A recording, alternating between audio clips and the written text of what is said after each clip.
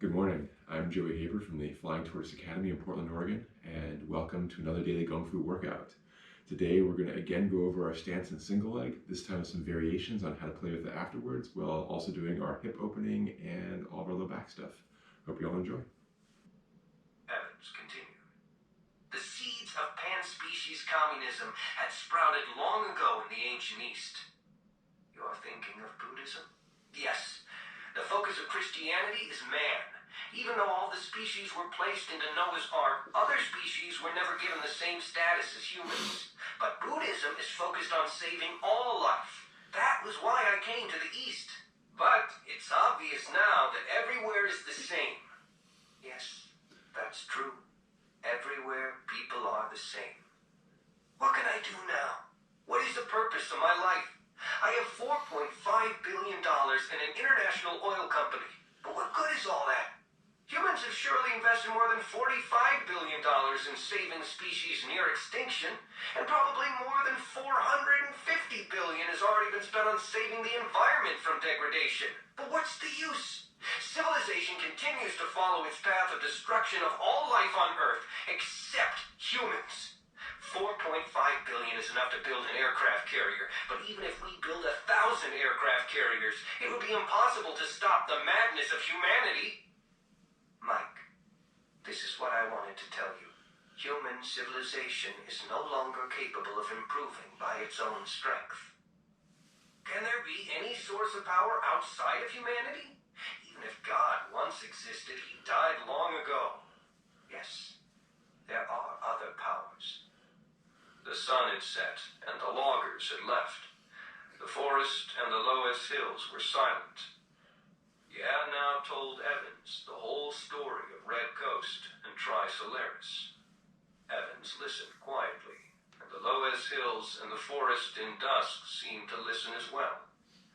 When Ya was finished, a bright moon rose from the east and cast speckled shadows on the forest floor. Evans said, I still can't believe what you just told me. It's too fantastic. But luckily, I have the resources to confirm this.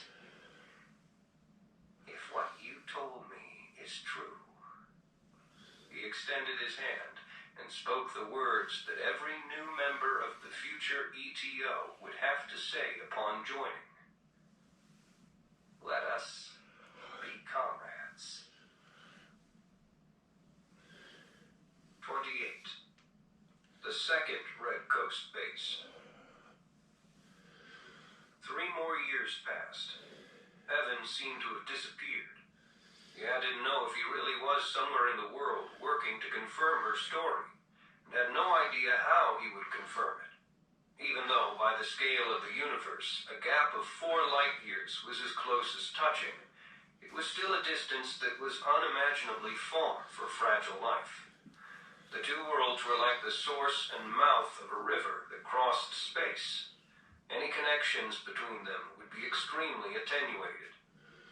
One winter, Ya received an invitation from a not very prominent university in Western Europe to be a visiting scholar for half a year. After she landed at Heathrow for her interview, a young man came to meet her. They didn't leave the airport, but instead turned back to the landing strip. There, he escorted her onto a helicopter. As the helicopter roared into the foggy air over England, time seemed to rewind, and Ya experienced déjà vu. Many years ago, when she first rode in a helicopter, her life was transformed. Where would fate bring her now? We're going to the second Red Coast base. The helicopter passed the coastline and continued toward the heart of the Atlantic. After half an hour, the helicopter descended toward a huge ship in the ocean. As soon as Ya saw the ship, she thought of Radar Peak. Only now did she realize that the shape of the peak did resemble a giant ship.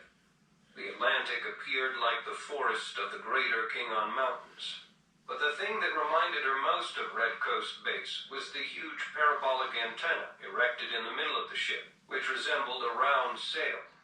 The ship was modified from a 60,000-ton oil tanker, like a floating steel island. Evans had built his base on a ship. Maybe it was so that it would always be at the best position for transmission and reception, or maybe it was to hide from detection. Later, she learned that the ship was called Judgment Day. Ya stepped off the helicopter and heard a familiar howl. It was caused by the giant antenna slicing through the wind over the sea. The sound again drew her thoughts to the past. On the broad deck below the antenna, about 2,000 people stood in a dense crowd. Evans walked up to her and solemnly said, "Using the frequency and coordinates you provided, we received a message from CiXinLiu. We've confirmed everything you told me." Yeah nodded calmly. "The great CiXinLiu fleet has already set sail. Their target is this solar system. They will arrive in 450 years. Yeah remained calm. Nothing could surprise her anymore. Evans pointed to the crowd behind him. "You're looking at the first members of the Earth CiXinLiu organization. Rotation. Our ideal is to invite CiXinLiu civilization to reform human civilization, to curb human madness and evil, so that the Earth can once again become a harmonious, prosperous, sinless world. More and more people identify with our ideal, and our organization is growing rapidly. We have members all over the world." "What can I do?" Ya asked in a soft voice. "You will become the commander-in-chief of the Earth CiXinLiu movement. This is the wish of all ETO fighters." Ya remained silent for a few seconds. Then she nodded slowly. "I'll do my best." Evans raised a fist and shouted at the crowd, "Eliminate human tyranny!" Accompanied by the sound of crashing waves and the wind howling against the antenna, the ETO fighters shouted as one, "The world belongs to CiXinLiu." This was the day that the Earth CiXinLiu movement formally began. Change legs. 29. The Earth CiXinLiu movement. The most surprising aspect of the Earth CiXinLiu movement was that so many people had abandoned all hope in human civilization, hated and were willing to betray their own species, and even cherished as their highest ideal the elimination of the entire human race, including themselves and their children. The ETO was called an organization of spiritual nobles. Most members came from the highly educated classes, and many were elites of the political and financial spheres. The ETO had once tried to develop membership among the common people, but these efforts all failed. The ETO concluded that the common people did not seem to have the comprehensive and deep understanding of the highly educated about the dark side of humanity. More importantly, because their thoughts were not as deeply influenced by modern science and philosophy, they still felt an overwhelming instinctual identification with their own species. To betray the human race as a whole was unimaginable for them. But intellectual elites were different. Most of them had already begun to consider issues from a perspective outside the human race. Human civilization had finally given birth to a strong force of alienation. As astounding as the speed of the ETO's growth had been, the number of members did not tell the whole story of the ETO's strength. Because most of its members had high social status, they held a lot of power and influence. As commander-in-chief of the ETO rebels, Ya was only their spiritual leader. She did not participate in the details of the organization's operation, didn't know how the ETO grew so large, and wasn't even aware of the exact number of members. In order to grow fast, the organization operated semi-openly, but the governments of the world have never paid much attention to the ETO. The ETO knew that they would be protected by the government's conservatism and lack of imagination. In those organs wielding the powers of the state, no one took the ETO's proclamations seriously, thinking that they were like other extremists who spewed nonsense. And because of its members' social status, governments always treated it carefully. By the time it was recognized as a threat, the the rebels were already everywhere. It was only when the ETO began to develop an armed force that some national security organs began to notice it and realize how unusual it was. Consequently, it was only within the last 2 years that they had begun to attack the ETO effectively. The members of the ETO were not of a single mind. Within the organization were complicated factions and divisions of opinion. Mainly, they fell into 2 factions. The Adventist group was the purest, most fundamentalist strand of the ETO, comprised mainly of believers in Evans's pan-species communism. They had completely given up hope in human nature. This despair began with the mass extinctions of the Earth's species caused by modern civilization. Later, other Adventists based their hatred of the human race on other foundations, not limited to issues such as the environment or warfare. Some raised their hatred to very abstract philosophical levels. Unlike how they would be imagined later, most of them were realists and did not place too much hope in the alien civilization they served either. Their betrayal was based only on their despair and hatred of the human race. Mike Evans gave the Adventists their motto: "We don't know what extraterrestrial civilization is like, but we know humanity."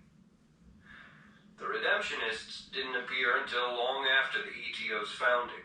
This group's nature was a religious organization, and the members were believers in the Trisolaran faith. A civilization outside the human race would doubtlessly greatly attract the highly educated classes, and it was easy for them to develop many beautiful fantasies about such a civilization. The human race was a naive species, and the attraction posed by a more advanced alien civilization was almost irresistible. To make an imperfect analogy, human civilization was like a young, unworldly person walking alone across the desert of the universe, who was found out about the existence of a potential lover. Though the person could not see the potential lover's face or figure, the knowledge that the other person existed somewhere in the distance created lovely fantasies about the potential lover that spread like wildfire. Gradually, as fantasies about that distant civilization grew more and more elaborate, the Redemptionists developed spiritual feelings toward Trisolaran civilization. Alpha Centauri became Mount Olympus in space, the dwelling place of the gods. And so the Trisolaran religion, which really had nothing to do with religion on Trisolaris, was born. Unlike other human religions, they worshipped something that truly existed. Also, unlike other human religions, it was the Lord who was in crisis, and the duty of salvation fell on the shoulders of the believer. The main path of spreading Trisolaran culture to society was the three-body game. The ETO invested enormous effort to develop this massive piece of software. The initial goals were twofold. 1, to proselytize the Trisolaran religion, and 2, to allow the tentacles of the ETO to spread from the highly educated intelligentsia to the lower social strata, and recruit younger ETO members from the middle and lower classes. Using a shell that drew elements from human society and history, the game explained the culture and history of Trisolaris, thus avoiding alienating beginners. Once a player had advanced to a certain level and had begun to appreciate Trisolaran civilization, the ETO would establish contact, examine the player's sympathies, and finally recruit those who passed the tests to be members of the ETO. But three-body didn't attract much notice, because the game required too much background knowledge and in-depth thinking, and most young players didn't have the patience or skill to discover the shocking truth beneath its apparently common surface. Those who were attracted by it were still mostly intellectuals. Most of those who became Redemptionists got to know Trisolaran civilization through the three-body game, and so three-body could be said to be the cradle of the Redemptionists. While the Redemptionists developed religious feelings toward Trisolaran civilization, they were also not as extreme as the Adventists in their attitude toward human civilization. Their ultimate ideal was to save the Lord. In order to allow the Lord to continue to exist, they were willing to sacrifice the human world to some degree, But most of them believed that the ideal solution would be to find a way to allow the Lord to continue to live in the Tri-Solaris stellar system and avoid the invasion of the Earth. Naively, they believed that solving the three-body problem would achieve this goal, saving both Tri-Solaris and the Earth. Admittedly, perhaps this thought wasn't all that naive. Tri-Solaris civilization itself had thought so through many eons. The effort to solve the three-body problem was a thread that ran through several hundreds of cycles of Tri-Solaran civilization. Most redemptionists with some in-depth math and physics knowledge had attempted the three-body problem, and even after knowing that the problem was mathematically unsolvable as posed, the effort did not cease, because solving the three-body problem had become a religious ritual of their faith. Even though the redemptionists had many first-class physicists and mathematicians, research in this area never yielded any important results. It took someone like Wei Cheng, a prodigy who had no connection to the ETO or the Tri-Solaran faith, to accidentally come up with a breakthrough in which the redemptionists placed much hope. The Adventists and the redemptionists were always in sharp conflict. The Adventists believed that the redemptionists were the greatest threat to the ETO. This view wasn't without reason. It was only through some redemptionists who had a sense of duty that the governments of the world gradually came to understand the shocking background of the ETO rebels. The two factions were of approximately equal strength within the organization, and the armed forces of both had developed to the point of starting a civil war. Xia used her authority and reputation to try to patch over the division between the two, but the result was never ideal. As the ETO movement continued to develop, a third faction appeared, the Survivors. After confirming the existence of the alien invasion fleet, surviving that war became a most natural human desire. Of course, that war wouldn't occur for another 450 years, and had nothing to do with those living today. But many people hoped that if humans did lose, at least their descendants who were alive in 4.5 centuries could live on. Serving the Tri-Solaran invaders would clearly help with this goal. Compared to the other two factions, the survivors tended to come from the lower social classes, and most were from the East, and especially from China. Their numbers were still small, but they were growing rapidly. As Tri-Solaran culture continued to spread, they would become a force that could not be ignored in the future. The ETO members' alienation developed variously from the faults of human civilization itself, the yearning and adoration for a more advanced civilization, and the strong desire for one's descendants to survive that final war. These three powerful motives propelled the ETO movement to develop rapidly. By then, the extraterrestrial civilization was still in the depths of space, more than 4 light years away, separated from the human world by a long journey of 4.5 centuries. The only thing they had sent to the Earth was a radio transmission. Bill Mathers's contact as symbol theory thus received chillingly perfect confirmation. 30. 2 protons. Interrogator. We will now begin today's investigation. We hope you'll cooperate again, as you did last time. Xia. You already know everything I know. In fact, by now there are many things that I'd like to learn from you. Interrogator. I don't think you've told us everything. First, we want to know this.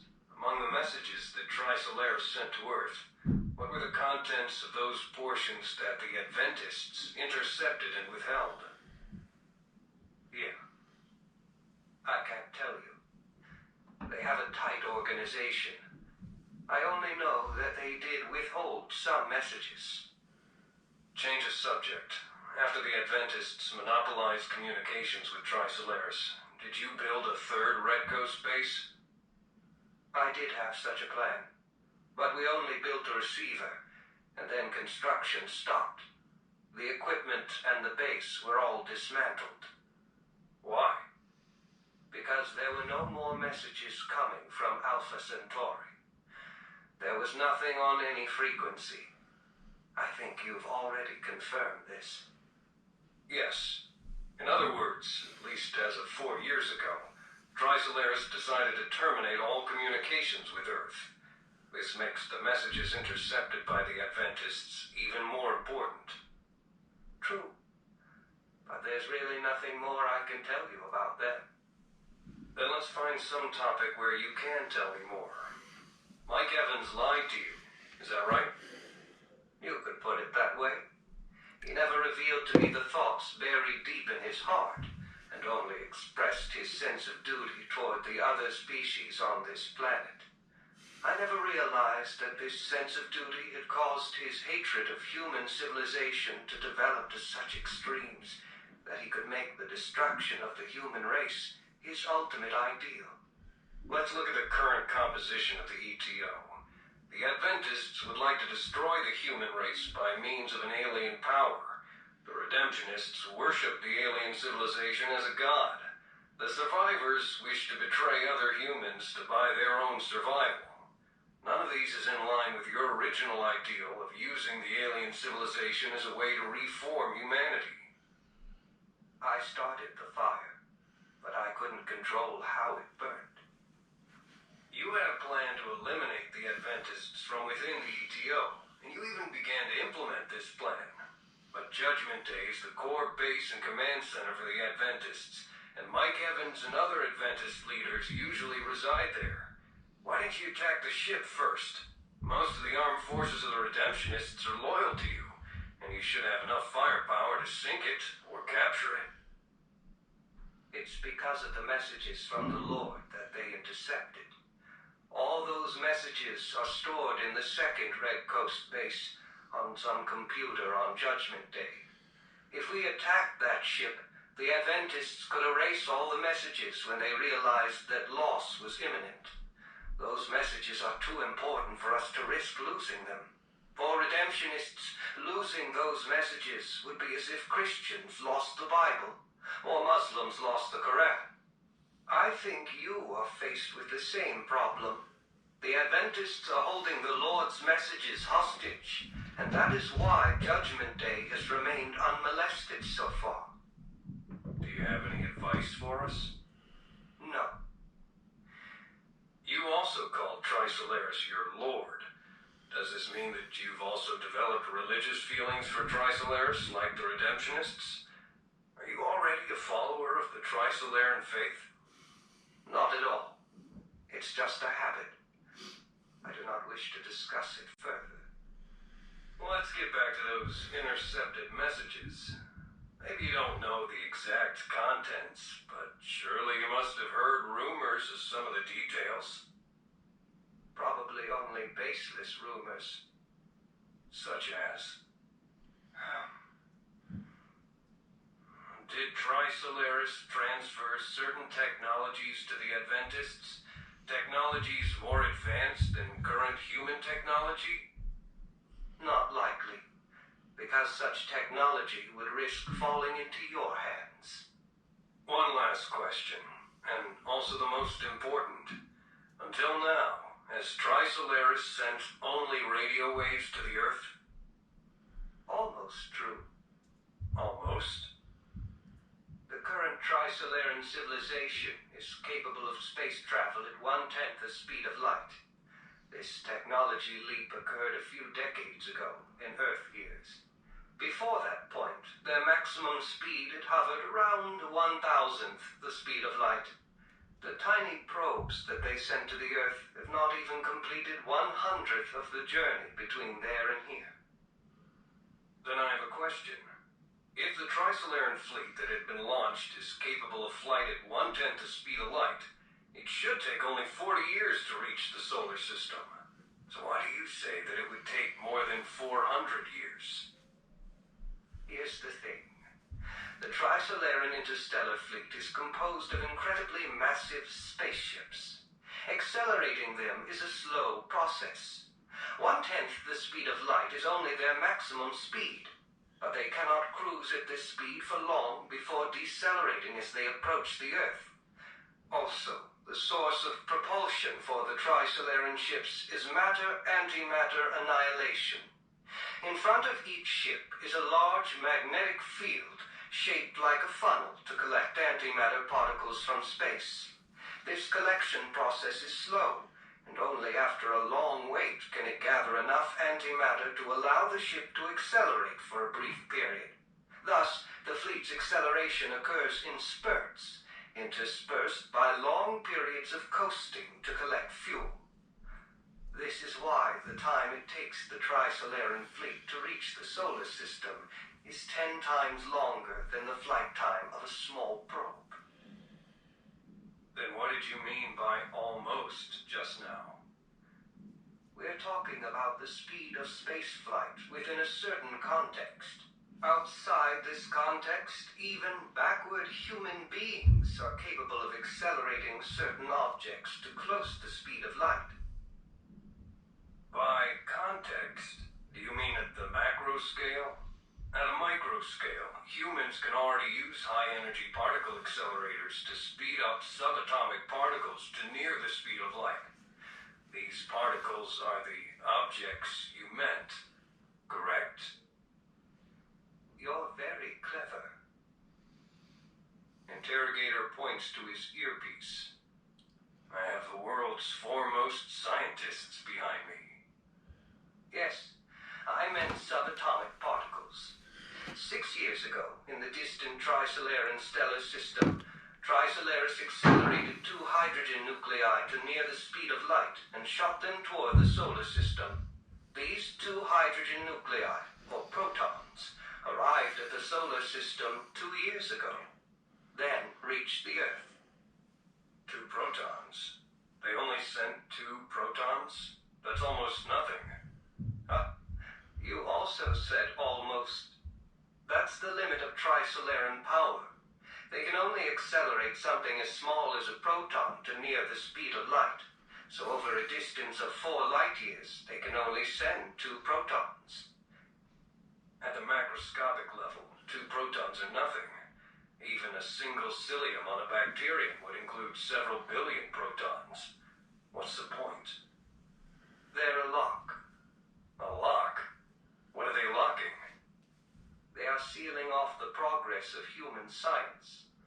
Because of the existence of these 2 protons, humanity will not be able to make any important scientific developments during the 4.5 centuries until the arrival of the Tri-Solarian fleet. Evans once said that the day of arrival of the 2 protons was also the day that human science died. That's too fantastic. How can that be? I don't know. I really don't know. In the eyes of Tri-Solarian civilization, we're probably not even primitive savages. We might be mere bugs. It was near midnight by the time Wang Miao and Ding Yi walked out of the Battle Command Center. They had been invited to listen to Ye's interrogation due to Wang's involvement in the case and Ding Yi's connection to Ye's daughter. Do you believe what Ye Wenxie said? Wang asked. Do you? Many things that have happened recently are incredible, but for 2 protons to block all progress of human science, that seems... Let's focus on one thing first. The Tri-Solarians were able to shoot 2 protons at the Earth from 4 light years away, and they both reached the target. That accuracy is incredible. There are numerous obstacles between there and here. Interstellar dust, for example. And both the solar system and the Earth are moving. It would require more precision than shooting a mosquito here from Pluto. The shooter's beyond imagination. Wang's heart clenched when he heard shooter. What do you think this means? I don't know. In your impression, what do subatomic particles such as neutrons and protons look like? They would just look like a point, though the point has internal structure. Luckily, the image in my head is more realistic than yours. As Ding spoke, he tossed his cigarette butt away. What do you think that is? He pointed at the butt. Cigarette filter? Good. Looking at that tiny thing from this distance, how would you describe it? It's practically just a point. Right? Ding walked over and picked up the butt. In front of Wong's eyes, he tore it open and revealed the yellowed, spongy material inside. Wong smelled burnt tar. Ding continued. Look, if you spread this little thing open, the absorbent surface area can be as large as a living room. He tossed the filter away. You smoke pipes? I no longer smoke anything. Pipes use another type, a more advanced filter. You can get one for 3 yuan. The diameter is about the same as a cigarette filter, but it's longer. A small paper tube filled with active charcoal. If you take out all the active charcoal, it'll look like a little pile of black particles, like mouse droppings. But added together, the absorbent surface formed by the tiny holes inside is as large as a tennis court. This is why active charcoal is so absorbent. What are you trying to say? Wong asked, listening intently. The sponge, or active charcoal inside a filter, is 3-dimensional. Their adsorbent surfaces, however, are 2-dimensional. Thus, you can see how a tiny, high-dimensional structure can contain a huge, low-dimensional structure. But at the macroscopic level, this is about the limit of the ability for high-dimensional space to contain low-dimensional space. Because God was stingy, during the Big Bang, he only provided the macroscopic world with 3 spatial dimensions, plus the dimension of time. But this doesn't mean that higher dimensions don't exist. Up to 7 additional dimensions are locked within the microscale, or more precisely, within the quantum realm. And added to the 4 dimensions at the macro scale, fundamental particles exist within an 11-dimensional space-time. So what? Well, I just want to point out this fact. In the universe, an important mark of a civilization's technological advancement is its ability to control and make use of microdimensions. Making use of fundamental particles without taking advantage of the microdimensions is something that our naked, hairy ancestors already began back when they lit bonfires within caves. Controlling chemical reactions is just manipulating microparticles without regard to the microdimensions. Of course, this control also progressed from crude to advanced, from bonfires to steam engines and then generators. Now, the ability for humans to manipulate microparticles at the macro level has reached a peak. We have computers and nanomaterials, but all of that is accomplished without unlocking the many micro-dimensions. From the perspective of a more advanced civilization in the universe, bonfires and computers and nanomaterials are not fundamentally different. They all belong to the same level. That's also why they still think of humans as mere bugs. Unfortunately, I think they're right. Can you be more specific? What does all this have to do with those 2 protons? Ultimately, what can the 2 protons that have reached the Earth do? Like the interrogator said, a single cilium on a bacterium can contain several billion protons. But even if these 2 protons turned entirely into energy on the tip of my finger, at most it would feel like a pinprick. You wouldn't feel anything. Even if they turned into energy on a bacterium, the bacterium probably wouldn't feel anything. Then what are you trying to say? Nothing. I don't know anything. What can a bug know? But you're a physicist among bugs. You know more than I do. At least you are completely at a loss when faced with the knowledge of these protons. I beg you, tell me. Otherwise I won't be able to sleep tonight. If I tell you more, you really won't be able to sleep. Forget it. What's the point of worrying? We should learn to be as philosophical as Wei Cheng and ShuiJiao. Just do the best within your responsibility. Let's go drinking, then go back to sleep like good bugs. 31. Operation Gujang. Who? Don't worry, ShuiJiao said to Wong as he sat down next to him at the meeting table. I'm not radioactive anymore. Hi, Fritz. The last couple of How are days, you? they've washed me inside and out like a flour sack. They didn't originally think you needed to attend this meeting, but I insisted.